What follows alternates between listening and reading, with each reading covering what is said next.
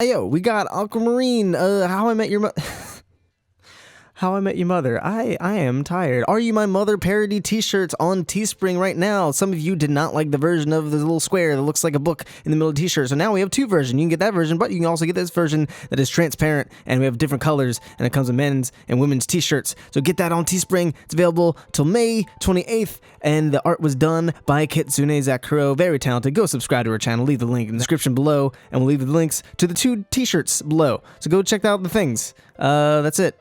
Okay, thanks, bye. What is going on, guys? This is Michael Williams from Cartoon Universe, and today I want to talk about the current situation of Steven and Lars, and how we may have been able to spot something like this happening all the way back in Season 1. No, I am not talking about stars just yet. That's a video for later this week. I'm talking more about their current predicament on Homeworld. I know that's hard to believe. I'm one of many who could never have thought that Lars would be playing such a relevant role in Homeworld shenanigans, but there were subtle hints throughout the series. Lars is probably the most developed Beach City character we know, and has definitely gone through the most ups and downs in terms of being quote-unquote likable. As Ostrich Vox from the Roundtable pointed out in yesterday's livestream, Rebecca Sugar seems to have a soft spot for both Lars and Sadie, as they were two characters she came up with way back in the day when she was in college, and we were yet to be blessed by her creative genius, and I was jobless. Thanks for paying the rent, Rebecca. Lars and Sadie are clearly present in the pilot and the first episode of the series, even so much so as being the first characters we meet after the main protagonist himself, Steven, not even the gems. And that's not the only piece of foreshadowing we have for Lars actually being a major player in the main story. Take this scene just for an example. This is all your fault.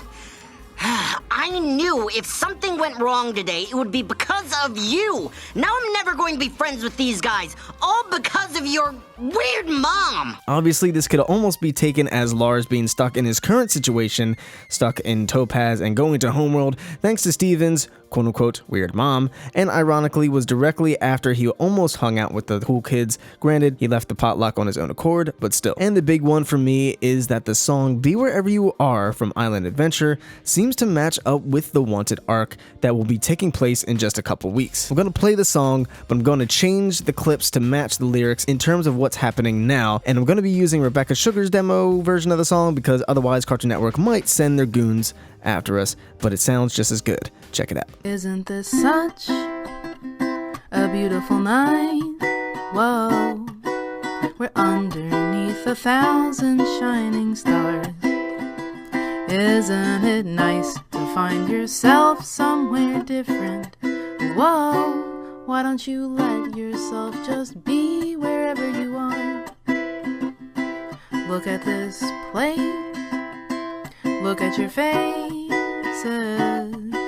I've never seen you look like this before. Isn't it nice to find yourself somewhere different? Whoa, why don't you let yourself just be wherever you are? Isn't that creepy? Obviously, when played in that context, the song takes on an entirely different meaning and the words come across more ironic and facetious rather than peaceful and serene. Similar to the second promo of Steven Bomb 6 having a happy-go-lucky jingle for its second promo, even though we knew damn well it was not happy-go-lucky jingle time. Welcome to Beach City. Let's go. Join us for some fun. Steven Universe special. I'll see you there. 5 nights for everyone. Wow. Let's take a look at the lyrics and break them down in the context of Wanted. Isn't this such a beautiful night? Whoa. We're underneath 1,000 shining stars. Underneath 1,000 shining stars could refer to the fact that they're in frickin' space, surrounded by stars. It could even have to do with them being in court, potentially being looked down upon by thousands of Homeworld gems. And of course, the word stars could potentially allude to Steven and Lars's fusion of, well, stars. Although that's a bit of a stretch, but the show loves to foreshadow things way in advance. Between Connie's book and the very first intro foreshadowing events that wouldn't even take place till season 4, Ronaldo calling out major plot points before they even happen, you name it. And considering the fact that Lars was one of Rebecca Sugar's very first characters from Steven Universe, and their fusion name would just conveniently make the word stars, which is perfectly aligned with the theme of space in the show, and I'm just gonna save it for the stars video. Moving on. Isn't it nice to find yourself somewhere different? Whoa, why don't you let yourself just be wherever you are? Steven and Lars are on Homeworld, and obviously, This place is very, very different. Look at this place, look at your faces. I've never seen you look like this before. Look at this place, obviously, again, talking about Homeworld. Look at your faces, I've never seen you look like this before. The first thing that comes to mind is Lars crying his eyes out and finally being truly open and honest about his emotions and the insecurities that have been plaguing him seemingly his whole life. This is a side of Lars that we haven't really seen before. It's a new part of himself that is being expressed to both Steven and the audience. Sure, we always knew that Lars was insecure and self-conscious, but we've never heard him say it, and with tears running down his face, no less. This is all sprung on because of this specific dire circumstance, which also parallels Island Adventure. It's your fault for getting us lost.